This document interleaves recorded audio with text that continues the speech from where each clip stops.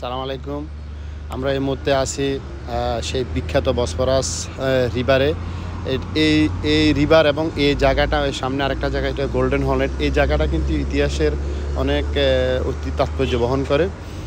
মহানবী সাল্লাল্লাহু আলাইহি সাল্লামের আমলে বা ওই সময়ে রোমান সাম্রাজ্যের রাজধানী পূর্ব বাইজেন্টাইন অর্থাৎ কনস্টান্টিনোপল, যেটা হাদিসের ভাষায় কুস্তুন্তনিয়া হিসেবে উল্লেখ আছে, এটা আজকের সেই ইস্তাম্বুল, সেই জায়গা। ওখানে সম্রাট কনস্টান্টিনোপলের কিন্তু যে প্রাসাদ আছে, মহানবী সাল্লাল্লাহু আলাইহি সাল্লামের পরবর্তীতে খলিফাতে আমলেও কিন্তু কয়েকবার চেষ্টা করা হয়েছে। আপনার এটা কিন্তু বিজয় হয় না। অন্যান্য দিক বিজয় হলেও এই বাইজেন্টাইনটা বিজয় হয় না। এটা হচ্ছে সেই যে সম্রাট কনস্টান্টিনোপলের সেই দুর্গ, যেটা এই দুর্গটার অবস্থানগত কারণে অজয় ছিল, বহুত ঘাত প্রতিঘাতে টিকে ছিল শত বৎসর পর্যন্ত। পরে মুহাম্মদ সাল্লাল্লাহু আলাইহি সাল্লামের ভবিষ্যৎবাণী সত্যি করে দিয়ে সুলতান মুহাম্মদ বিন ফাতেহ এটা জয় করেছিলেন।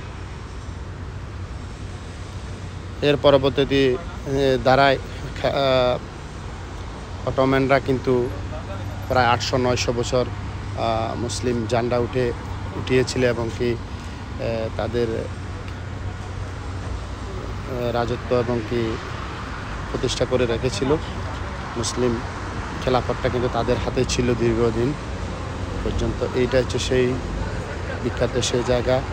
এটা বিজয় হবে, মুহাম্মদ সাল্লাল্লাহু আলাইহি সাল্লামও কিন্তু বলে গেছেন কতই না সুন্দর সেই সিপাহ সালার এবং তার বাহিনী।